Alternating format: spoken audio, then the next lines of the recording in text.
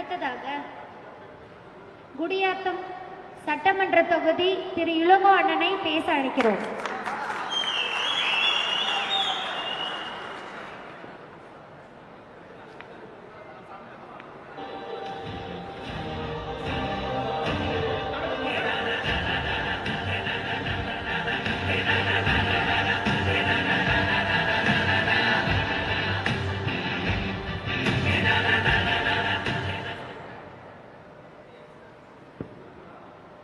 வேலூர் கேக்குதா பேசுறது? எங்களுக்கு ஸ்டேஜ்ல எதுவுமே கேட்கல, எக்கோவா அடிக்குது. உங்களுக்கு கேக்குதா கிளியரா? அப்போ ஓகே. அப்படியா? கொஞ்சம் சவுண்ட் சிஸ்டம் கொஞ்சம் பார்த்துக்குங்க. நாளைய முதல்வர் தலைவர் தளபதி அவர்களின் வழிகாட்டுதலின்படி கழகத்தின் பொதுச் செயலாளர் எங்கள் பாசத்திற்குரிய அண்ணன் ஆனந்த் அவர்களின் ஆலோசனையின்படி வேலூர் மேற்கு மாவட்டம் சார்பாக இன்று குடியாத்தம், அணைக்கட்டு, வேலூர் என 3 தொகுதிக்குட்பட்ட பூத் கமிட்டி நிர்வாகிகளுக்கான கலந்தாய்வு கூட்டம் தற்போது நடைபெற்றுக் கொண்டிருக்கிறது. இந்த பூத் கமிட்டி கூட்டத்திற்கு சிறப்பிக்க வருகை தந்திருக்கும் வேலூர் மேற்கு மாவட்ட கழக செயலாளரும் அன்பிற்கினிய அண்ணனும் நாளை அணைக்கட்டு சட்டமன்றத்தின் உறுப்பினரும், அணைக்கட்டு சட்டமன்ற உறுப்பினர் எம்எல்ஏ எப்படி வேணா சொல்லிக்கலாம், நாளை அணைக்கட்டு சட்டமன்ற உறுப்பினரும் அன்பிற்கினிய அண்ணன் வேல்முருகன் அவர்களுக்கு வணக்கத்தை தெரிவித்துக் கொண்டு மேடையிலே இருக்கும் மாவட்ட நிர்வாகிகளுக்கும், நகர நிர்வாகிகளுக்கும், ஒன்றிய நிர்வாகிகளுக்கும், பகுதி நிர்வாகிகளுக்கும், கழக வார்டு செயலாளர்களுக்கும் இன்று விழாவின் நாயகர்கள் நீங்க தானே. இன்றைக்கு விழாவின் நாயகர்கள் பூத் கமிட்டி நிர்வாகினா நீங்க தான். அதனால தளபதி ஒரு வீடியோல சொன்னார், ஐடிவிங்க பார்த்துட்டு விர்ச்சுவல் வாரியர்ஸ் அப்படின்னு சொன்னாரு. ஆனா உங்களுக்கு ஒரு நல்ல பேர் வைக்கணும்னா தேர்தல், அதாவது தளபதி அவர்கள் முதல்வர் ஆகிறதுக்கு முக்கிய பங்கு தேர்தல். அந்த தேர்தல் பூத் கமிட்டியில உட்கார்றவங்களை போர்படை தளபதிகள் சொல்லலாம். நாளைய போர்படை தளபதிகள் ஆகிய உங்களுக்கு என்னுடைய வணக்கத்தை தெரிவித்துக் கொண்டு, இந்த ஆல்ரெடி சொன்ன மாதிரி 3 தொகுதிக்குட்பட்ட நிர்வாகிகள், பூத் கமிட்டி நிர்வாகிகள் உட்கார்ந்துட்டு இருக்கீங்க.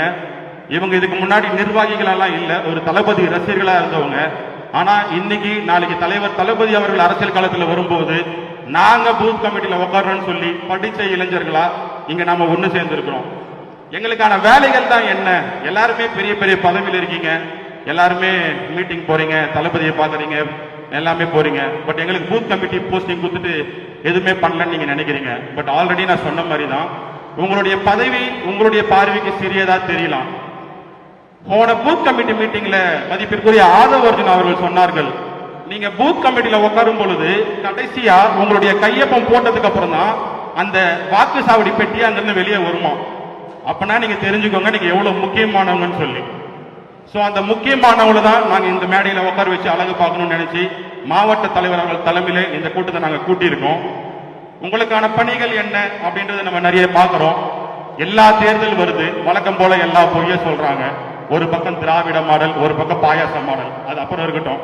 பட் இருந்தாலும் நாம என்ன பண்ண போறோம்னு கேட்டா, நம்ம யாரையும் அட்டாக் பண்ண போறது இல்லை. டைரக்ட் அட்டாக் கூட கிடையாது, எந்த அட்டாக்கும் கிடையாது. பட் இருந்தாலும் நம்முடைய நோக்கம் என்னவாக இருக்க வேண்டும் அப்படின்றத நம்ம கொஞ்சம் கிளாரிட்டியா பார்க்கணும்னு ஆசைப்படுறேன். 3 தொகுதி இருக்கு. கிட்டத்தட்ட அணைக்கட்டு தொகுதியில 264 பூத் இருக்கு, வேலூர்ல 244, குடியாத்தம்ல 293. ஆல்ரெடி தோழர் சொன்ன மாதிரி இத்தனை பூத் கமிட்டி நிர்வாகிங்க இருக்காங்க. ஒரு பூத்துக்கு ஒரு குறிப்பிட்ட ஓட் பெர்சன்டேஜ் வாங்கணும்னு சில விஷயங்கள் இருக்கு.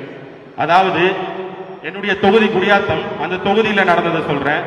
என்னுடைய தொகுதியில இன்றைய ஆளுங்கட்சியா இருக்கிற ஒரு எம்எல்ஏ உடைய வாக்கு சதவீதம் 1,05,000 வாக்குகள். அதாவது 1,05,000 ஓட்டு எடுத்ததுனால அவங்க ஜெயிச்சிருக்காங்க. அதே ஆப்போசிட் பார்ட்டியா நின்றவங்க 96,000 ஓட்டு வாங்கியிருக்காங்க, 96,000 ஓட்ஸ் வாங்கியிருக்காங்க. இதுல நம்மளுக்கு என்ன சம்பந்தம் இருக்கு அப்படின்னு நீங்க கேட்டீங்கன்னா, நீங்க இருக்கிற ஒவ்வொரு பூத் நிர்வாகிங்க உங்க பூத் ஒர்க்கை மட்டும் பார்க்கணும்னு அவசியம் இல்லாம ஒரு ஏரியால நீங்க கேன்வாஷ் பண்ணி உங்க கூட வார்டு செயலாளர் இருப்பாங்க, ஒன்றிய தலைவர்கள் இருப்பாங்க, நகர தலைவர்கள் இருப்பாங்க, அவங்களோட சேர்ந்து என்னுடைய பூத்ல குறைஞ்சபட்சம் ஒரு பூத்துக்கு குறைஞ்சபட்சம் 1500 ஓட்டு அப்படியெல்லாம் இருக்கும். பட் நீங்க 400 ஓட்டு, அதாவது ஒரு பூத்துக்கு 400 ஓட்டு வாங்கி கொடுத்தீங்கன்னா 293 பூத்துக்கு கிட்டத்தட்ட 1,19,000 ஓட்டு கிட்ட வருதுன்னு நினைக்கிறேன். மேக்ஸ்ல கொஞ்சம் வீக், அது நீங்களே கணக்கு பார்த்துக்கோங்க. பட் இருந்தாலும் சொல்றேன். சோ லாஸ்ட் டைம் ஆளுங்கட்சி எம்எல்ஏ 1,05,000 ஓட்டு தான் வாங்கியிருக்காங்க. அப்போ தனிப்பட்ட ஒரு நபர், ஒரு பூத் நிர்வாகி ஆகிய நான் என் சார்பா 400 ஓட்டு வாங்கி தருவது ரொம்ப ரொம்ப சாதாரணமான விஷயம். என்னுடைய ஒரே கேள்வி, இங்க கீழே உட்கார்ந்துட்டு இருக்க உங்களுடைய வாக்கு யாருக்கு? கேட்கல. உங்கள் குடும்பத்தின் வாக்கு யாருக்கு? அது எங்களுக்கு தெரியும். உங்க பக்கத்து வீட்டுல எதிர் வீட்டுல இருக்கவங்க வாக்கு யாருக்கு? அதுக்கு நம்ம என்ன பண்ணணும்? அவங்கள கிட்ட போய் பேசணும், அவங்க கிட்ட தளபதியை பத்தி எடுத்து சொல்லணும், அவங்கள நேரடியா பார்க்கணும். தலைவர் தளபதி சொன்னது போல அவர்களுக்கு தேவையை செய்யணும். தமிழக வெற்றி கழகம் சார்பா தமிழ்நாடு முழுக்க, அதாவது ஒரு ஆளுங்கட்சி செய்யாத விஷயங்களை கூட தமிழக வெற்றி கழகம் செஞ்சுக்கிட்டு இருக்கு. இலவச வீடு திட்டம் தமிழக வெற்றி கழகத்தில் இருக்கு. ஆனா ஆளுங்கட்சியில கட்டி கொடுக்குற வீட்டுக்கு 2 லட்சம் 3 லட்சம் பணம் கேட்கறாங்களாம். இங்க ஒரே ரூபாய் கூட இல்லாம மொத்த காசை நம்ம நிர்வாகி போட்டு கட்டி கொடுக்குறாங்க. அதுதான் தளபதி நம்மளுடைய வளர்ப்பு, அதுதான் நம்மளுடைய இயக்கம். அப்படி இருக்கும் பொழுது நீங்களாம் பயப்படவே வேணாம். நம்ம கிட்ட எல்லாமே கையில இருக்கு. அவங்க கை ஃபுல்லா ஊழல் இருக்கு, திருட்டுத்தனம் இருக்கு. நம்ம கையில நல்ல நல்ல காரியங்கள் இருக்கு. இலவச வீடு, இலவச விலையில்லா உணவகம், இலவச கண்தான முகாம், ரத்த தான முகாம்னு நம்ம சொல்லிக்கிட்டே போலாம். பட் இதையெல்லாம் நீங்க மக்கள் மத்தியில கொண்டு போகணும். இதெல்லாம் நாங்க எப்படி எடுத்துட்டு போறது மக்கள் மத்தியில? எங்களுக்கு ரொம்ப டவுட்டா இருக்கு. நாங்க யார்கிட்ட போய் பேசுறது? உங்க கையிலே இருக்கு வெப்பன். காமராஜர் ஐயா காலத்துல எல்லாம் யாருக்கு இந்த மொபைல் எல்லாம் இல்ல, எம்ஜிஆர் காலத்துல இல்ல. ஆனா நம்ம கையில சோசியல் மீடியான்னு ஒரு மிகப்பெரிய பவர் இருக்கு. ஒரு நாளும் தளபதி பத்தின ஸ்டேட்டஸ் வைங்க. நம்ம வேலூர் மேற்கு மாவட்டம் சார்பா நடக்கிற நலத்திட்ட உதவிகளை ஸ்டேட்டஸ்ல வைங்க, ஷேர் பண்ணுங்க, ஃபேமிலிக்கு ஷேர் பண்ணுங்க. ஒன்னொன்னு எல்லாருக்கும் எடுத்து சொல்லிக்கிட்டே இருங்க. அடுத்தபடியா தேர்தல் 2026 தேர்தலுக்கு இன்னும் 12 மாசம் தான் இருக்கு. இந்த 12 மாசத்துல நம்மளுடைய உழைப்பு ரொம்ப ரொம்ப ரொம்ப அதிகமா இருக்கணும். உங்களுடைய உழைப்பு இன்னும் ரொம்ப அதிகமா இருக்கணும். அதாவது இப்போ நீங்க கிட்டத்தட்ட 800-900 பேர்கிட்ட பூத் கமிட்டி நிர்வாகி இருக்கீங்க. இந்த கூட்டம் நாங்க முழுக்க முழுக்க எதுக்காக போட்டோம்னா, இன்னைக்கு வர எல்லாருமே கூடிய சீக்கிரம் தளபதி அவர்கள் கலந்து கொள்ளுகிற பூத் நிர்வாகி கூட்டத்தில் கலந்து கொள்ள போறீங்க. ஹாப்பியா? ஹாப்பி இல்லையா? சைலண்டா இருக்கீங்க. சரி.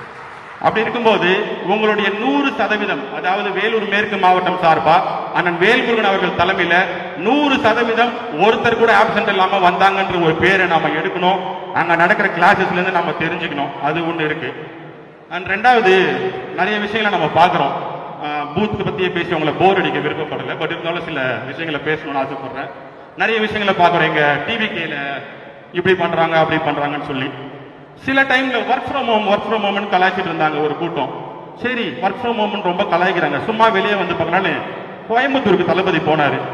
எல்லாம் அலறாங்க, தெரிச்சு ஓடுறாங்க. என்னடா இவ்வளவு ஜனம், எங்கடா இவ்வளவு ஜனம் வந்துச்சு, அங்க வந்துச்சு இங்க வந்துச்சுன்னு. அடுத்த நாள் மதுரைக்கு போறாரு. மதுரைக்கு போனா அங்கேயும் கட்டுக்கடங்காத கூட்டம். எனக்கு என்ன கேட்கறேன்னா, வெளியே வரலன்னா ஏன் வரலன்னு கேக்குறீங்க, வெளியே வந்தா ஏன் இவ்வளவு கூட்டம் வருதுன்னு கேக்குறீங்க. யாரோ ஒருத்தர் மீடியால உட்காந்து பேசுறாரு, மரத்து மேல இருந்து யாரோ எகிரி குச்சிட்டாங்க அப்படின்னு சொல்லி. நான் என்ன கேட்கிறேன், காசு கொடுத்து கூட்டம் கூட்டினாதான் ஒரு ஓரமா நின்னுட்டு பார்த்துட்டு வாய் காமிச்சிட்டு பிரியாணி போட்டதை வாங்கிட்டு போயிடுவாங்க.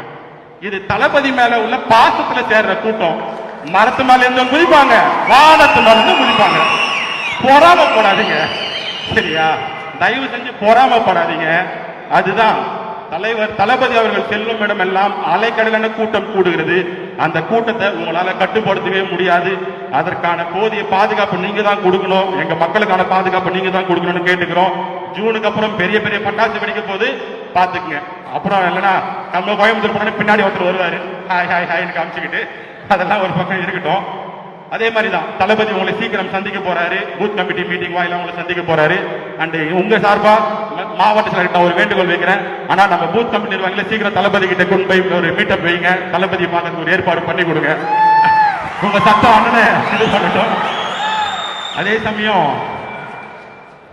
ஒரு அரசியல் தான் இது, ஒன்லைன் அரசியல் தான். பட் இருந்தாலும் நீங்க தெரிஞ்சுக்கணும்னு சொல்றேன். கண்டிப்பா நிறைய பேருக்கு தெரியும். அதாவது நம்மளுடைய தமிழ்நாடு ஆங்கிலேயர்கிட்ட இருந்து சுதந்திரம் பெற்றதுல இருந்து, அந்த சுதந்திரம் பெற்ற நாள்ல இருந்து 2021 ஆண்டு வரைக்கும் 2021 ஆண்டு வரைக்கும் நம்ம நாட்டினுடைய கடன் தொகை வெறும் 4.5 லட்சம் கோடி. 2021 வரைக்கும் 4.5 லட்சம் கோடி. இந்த 2021 இந்த திராவிட மாடல் என்ற போலி மாடல் அரசு வந்ததுக்கு அப்புறம் நம் நாட்டினுடைய கடன் தொகை 9 லட்சம் கோடி. அதாவது ஒரே 4 வருஷத்துல இந்த 40-50 வருஷமா வாங்கின கடன் தொகையை 4 வருஷத்துல பீட் பண்ணதான் இவங்களுடைய சாதனை. இதை ஏன் உங்ககிட்ட சொல்றேன்னா, கடனை வாங்கி வாங்கி வாங்கி வாங்கி நாட்டை சுரண்டிட்டாங்க. அதை மீட்டெடுக்கிறதுக்கு ஒரே ஒரு தலைவர், கடைசி தலைவர் தளபதி மட்டும் தான் வரணும்.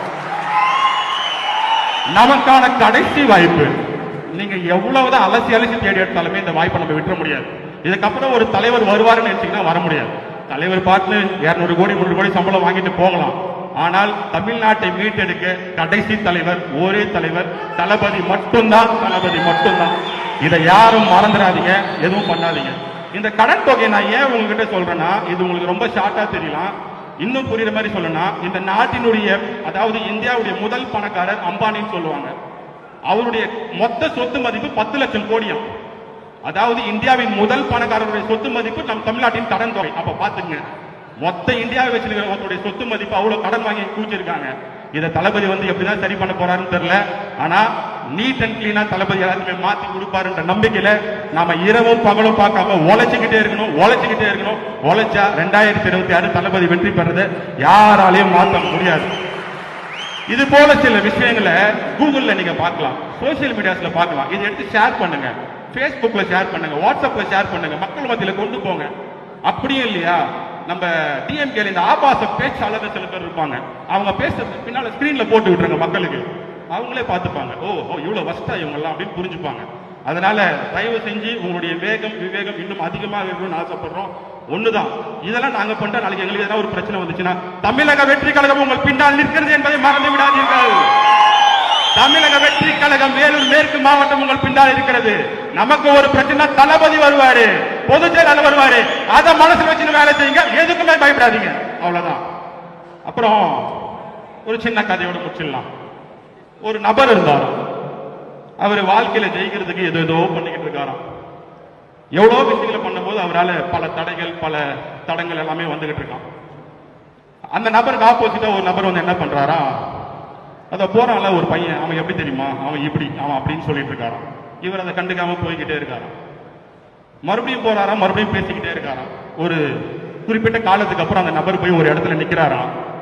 அந்த நபர் நிக்கிற இடத்துல இருந்து பார்க்கும்போது ஒண்ணுமே இல்லாத நபர் பல விமர்சனங்களை தாண்டி நிக்கிற இடத்துல அவர்கிட்ட கார் இருக்கான், பங்களா இருக்கான், பணம் இருக்கான், பேர் இருக்கான், புகழ் இருக்கான், எல்லாமே இருக்கான்.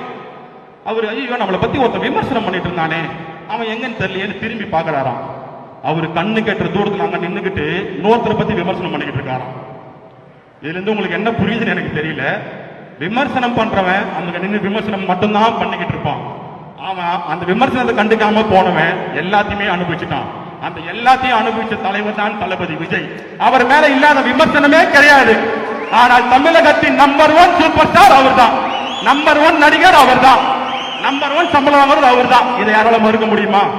சினிமாலேயே அவரை தோக்க விட்டது கிடையாது. நாங்க அரசியல தோக்க விட்டுருவோம்னு நினைக்கிறேன். என்னமோ சொல்றீங்க, ரசிகர் கூட்டம் ஓட்டு போட மாட்டாங்க. ரசிகர் கூட்டம் எப்படி ஓட்டு போடணும் எனக்கு ஒன்னும் புரியல. நான் நார்மலா 10 மணிக்கு தான் எழுந்துப்பேன். ஆனா என் தலைவர் வராருன்னு ஒருத்தர் 5 மணிக்கு எழுந்து ஒயிட் அண்ட் ஒயிட் சட்டை போட்டுக்கிட்டு கழுத்துல கட்சி துண்டை போட்டுக்கிட்டு மதுரை ஏர்போர்ட் வெளியே போய் நிக்கிறவன் எனக்கு தலைவனுக்கு ஓட்டு போட மாட்டான் நீ நினைக்கிற? ஏய், என் தலைவன் வர பிளைட்ட 2000 பேர் கூகுள்ல பாக்குறான்டா, நீ அவர் ஓட்டு போட மாட்டான்னு சொல்ற? நீ எவ்வளவுதான் குட்டிகரணம் போட்டாலும், எவ்வளவுதான் விமர்சனத்தை பண்ணாலும், எங்க மேல எவ்வளவுதான் சாயம் பூசினாலும், எங்களுடைய சாயம் சிகப்பு, மஞ்சள் சிகப்பு மட்டும்தான். அது தளபதியின் தமிழக வெற்றி கழகம் மட்டும்தான். அதனால நீங்க என்ன வேணா பேசுங்க, என்ன வேணா பண்ணுங்க, இவங்க கூட முச்சு போடுங்க, அவங்க கூட முச்சு போடுங்க. ஆனால் தலைவர் தளபதி தலைமையில் கூட்டணி நிகழும். தமிழக வெற்றி கழகம் 2006 கண்டிப்பாக வெல்லும். உங்களுக்கு கூட்டம் கூடல, உங்களுக்கு ஜனம் வரல, ஃப்ரீ பஸ் இதுல எல்லா கவர்மெண்ட் பஸ்ஸும் ஃப்ரீயா கூட்டிட்டு போயிடறாங்க. கூட்டத்தை கூட்டிட்டு போறதுக்கு பிரியாணி எல்லாமே தராங்க. கூட்டிட்டு போறவங்க வாள்கள் கூட சொல்லாம ஓரமா நிக்கிறத பார்த்து அவங்களுக்கு பொறாம வந்துருச்சு. ஆனா அவருக்கு மட்டும் மரத்து மேல இருந்து குதிக்கிறாங்க, வானத்து மேல இருந்து குதிக்கிறாங்க. நீ எழுதி வச்சுக்க, ஒரு நாள் வானத்து மேல இருந்து கூட குதிப்பாங்கடா எங்க தலைவரை பாக்கிறதுக்கு. கட்டுங்காடுங்க, அந்த கூட்டம் எங்கள் தலைவர் பின்னால் இருக்கிறது. அதை நீங்க ஜூனுக்கு அப்புறம் பார்க்க தான் போறீங்க. நல்ல மெடிக்கல் டாக்டர் செக் பண்ணி வச்சுக்கோங்க. அதுக்கப்புறம் நிறைய நெஞ்சு வலி எல்லாம் வரும், உஷாரா இருங்க, பாத்துங்க. கடைசியாக பூத் கமிட்டி நிர்வாகிகளுக்கு ஒன்று சொல்லிக் கொள்கிறேன். எங்களிடம் மோதி அவர்கள், அதாவது எங்க தளபதி கிட்ட மோதி அவர்கள் விழுந்து போய் கீழே விழுந்து போய் எங்கள் தலைவரை வியந்து பார்த்ததுதான் சரித்திரம். அந்த சரித்திரம் நாளை 2026 தேர்தலில் வெற்றி பெறும். 2026 தேர்தலில் தலைவர் தளபதி அவர்கள் முதல்வராவதை யாராலும் தடுக்க முடியாது.